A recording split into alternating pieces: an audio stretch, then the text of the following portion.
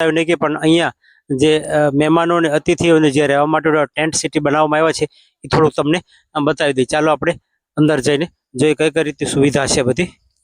તે માટે મિત્રો હવે આપણે આવ્યા છીએ વિશ્વવંદનીય મોરારી બાપુના ઉતારા સ્થાને. મારી પાછળ તમે જુઓ છો મોરારી બાપુની સરસ મજાનો ઉતારો છે. આમના યાત્રાળુઓ ખૂબ ભાવિક આવે છે અને ગોપનાથ દાદાનો બહુ ઇતિહાસ કે નરસિંહ મહેતા પોતે અહીંયા ભક્તિ કરીને બોલતા થયા અને એની પણ અહીંયા તસવીર લગાડેલી છે અને સ્વામિનારાયણ ભગવાન સ્વામિનારાયણના નીલકંઠી વર્ણી અહીંયા 11 દિવસ આવેલા એની પણ પાદુકા લગાડેલી છે. અહીંયા ગૌશાળા ભોજનાલય અને સરસ ભોજનાલયને બધું ચાલે છે. અને અહીંયા જેદીથી અમે કેદુના વાટ જોતા હતા એવી મોરારી બાપુએ તારીખ 4-10 થી 12-10 સુધીની અમને સપ્તાહ આપેલી છે. તો દરેક ધર્મપ્રેમી ભાઈઓને મારા પ્રમુખ તરીકે મારી નર્મ અને ભાવભર્યું નિમંત્રણ છે. આપ કથાનું રસપાન કરવા પધારો. બાપુ કથા.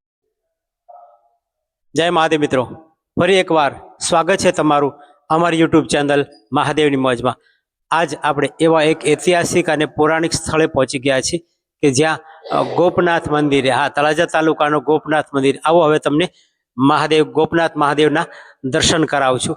અહીંયા આગામી 4 તારીખે 4/10/2025 રોજ પરમ પૂજ્ય સંત શિરોમણી શ્રી મોરારી બાપુની સપ્તાહનું જ્ઞાન, રામકથાનું જ્ઞાન અહીંયા થવાનું છે.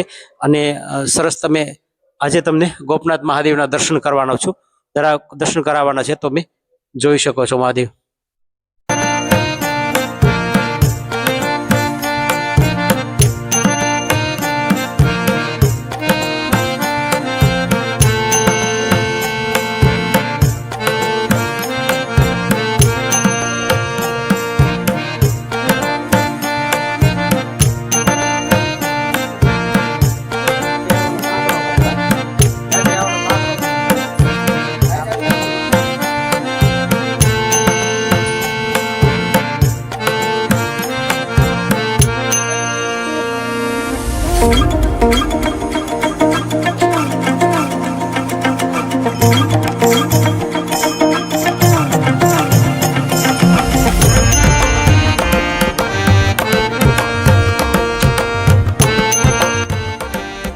મહાદેવ કહેવાય છે મિત્રો કે અહીંયા નરસિંહ મહેતાએ સરસ મજાની મહાદેવની ભક્તિ કરી હતી અને મહાદેવને પ્રસન્ન કર્યા છે. મહાદેવને પ્રસન્ન કર્યા પછી નરસિંહ મહેતાએ સરસ મજાનું એક વરદાન માંગ્યું હતું અને એ વરદાનમાં મહાન ભક્ત નરસિંહ મહેતાએ કીધું કે મને રાસલીલાના દર્શન કરાવો, ભગવાન શ્રી કૃષ્ણની રાસલીલાના દર્શન કરાવો. પછી મહાદેવે એક હાથમાં નરસિંહાને મશાલ આપી હતી અને ભગવાન શ્રી ગોપીનાથ એટલે કે રાસલીલાના દર્શન કરાવ્યા હતી. આ 4થી આ મંદિરનું નામ ગોપનાથ મંદિર પાડવામાં આવ્યું છે. અને સરસ મજાની રાસલીલાના દર્શન કર્યા હતા. એક હાથમાં મશાલ પૂરી થઈ ગઈ અને પોતાનો નરસિંહ મહેતાનો હાથ બળતો હતો, પણ નરસિંહ મહેતા એટલા ભક્તિમાં લીન હતા કે એને એની પણ ખબર ન હતી.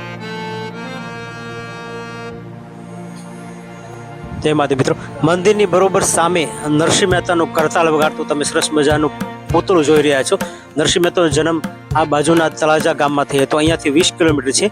અને એમના પિતાનું નામ કૃષ્ણદાસ હતું અને એમની માતાનું નામ જયા ગૌરી હતું. નરસિંહ મહેતાએ આ સ્થળ ઉપર બેસીને મહાદેવને પ્રસન્ન કર્યા હતા.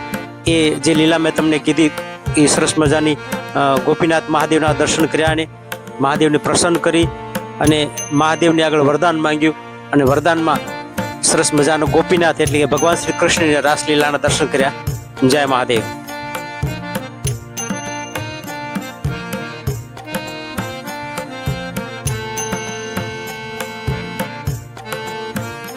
તમે જોઈ રહ્યો છો મંદિરની સામે વિશાળ દરિયો છે અને એવું લાગે છે કે દરિયો મહાદેવને અભિષેક કરવા માટે આતુર છે. એ રીતનો દરિયો ઘોઘવાટા મારી રહ્યો છે. મારી પાછળ તમે જો વિશાળ દરિયો, તમારી નજર જાય ત્યાં સુધી પાણી પાણી ને પાણી. જય મહાદેવ. સ્થળે તમે જોઈ રહ્યા છો આગામી 4 તારીખે ત્યાં સરસ મજાની મોરારી બાપુની રામકથા બેસવાની છે. તો એમનું ગાન સાંભળવા માટે અમારી ચેનલ સાથે જોઈ રહેજો. અમે બધું જ લાઈવ બતાવીશું. 4 તારીખે સવારે 9 વાગે અહીંયાથી એટલે કે પિથલપુર ગામ અને વચ્ચેથી ભવ્ય અને ભવ્ય પોથી યાત્રા અહીંયાથી થવાની છે. તો બને રહેજો અમારી ચેનલ સાથે. અમારી ચેનલને લાઈક કરજો, તમે તમારા મિત્રો સાથે સબસ્ક્રાઈબ કરજો અને જય મહાદેવ.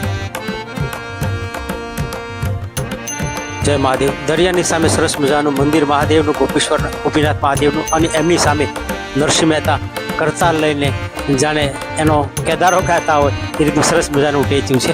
તમે મંદિરના દર્શન કરો. જય મહાદેવ. જય મહાદેવ મિત્રો. ગોપનાથ મંદિરના કાર્યાલયમાં આવ્યા છીએ આપણે અને પ્રમુખ સાહેબને મળી છીએ, ઘનશ્યામસિંહ રાઠોડને, અને એમના આગળથી જાણીએ અહીંયાનો ઇતિહાસ અને થોડીક મંદિરની વિશે માહિતી, અને અહીંયા રામચરિત માનસ આગામી 4/10ના રોજ જે થવાની છે એના વિશે પણ થોડીક આપણને બાપુ માહિતી આપશે. તો ચાલો આપણે બાપુને મળી. બાપુ જય મહાદેવ. મારું નામ ઘનશ્યામસિંહ વખતસિંહ રાઠોડ, મૂળ ગામ જાંજમેર, હાલ ભાવનગર.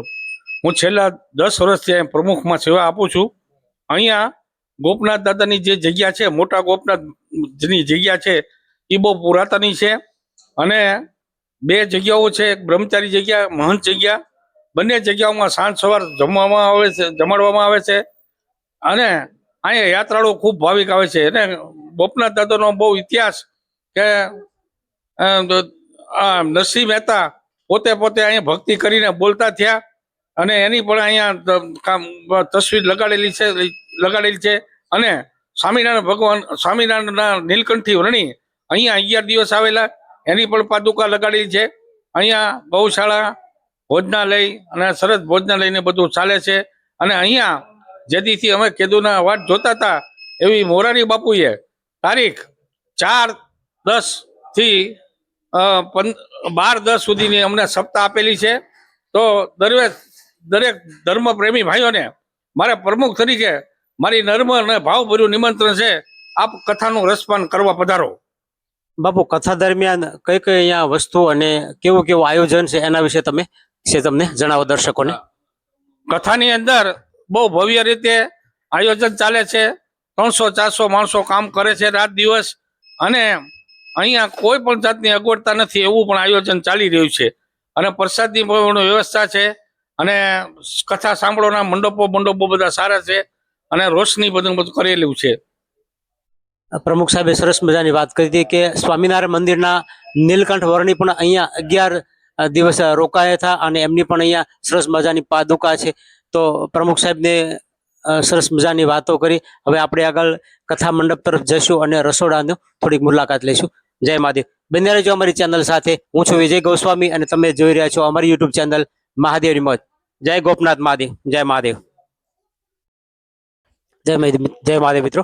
હવે અમે આવ્યા છીએ મોરારી બાપુના ઉતારે, પણ વરસાદ અને થોડુંક અંધારું પણ થઈ ગયું છે, એટલે અમે ખાસ બતાવ્યું નહીં કે પણ અહીંયા જે મહેમાનો અને અતિથિઓને જે રહેવા માટે ટેન્ટ સિટી બનાવવામાં આવ્યા છે એ થોડુંક તમને બતાવી દઈએ. ચાલો આપણે અંદર જઈને જોઈએ કઈ કઈ રીતની સુવિધા છે બધી. સરસ મજાનો એક ડબલ બેડનો પલંગ છે અહીંયા, તમે જોઈ શકો છો. સરસ મજાનું સુવિધા છે અહીંયા. લાઇટિંગની વ્યવસ્થા પણ અહીંયા કરવામાં આવી છે. તમે જોઈ શકો છો સરસ મજાનું 12x12 કે 12x15 સરસ મજાનું ટેન્ટ સિટી અહીંયા બનાવવામાં આવ્યું છે. અને ડબલ બેડના ગાદલા અહીંયા, સરસ મજાનો એક પંખો અહીંયા, અને સરસ મજાની અહીંયા અતિથિઓને રહેવાની વાડીમાં સરસ મજાની સુવિધા કરેલી છે, તમે જોઈ શકો છો.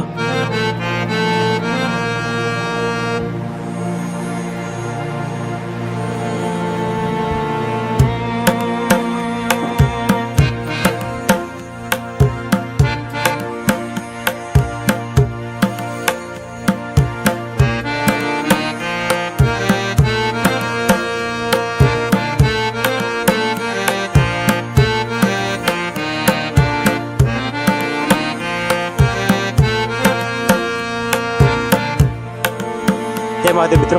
હવે આપણે આવ્યા છીએ વિશ્વવંદનીય મોરારી બાપુના ઉતારા સ્થાને.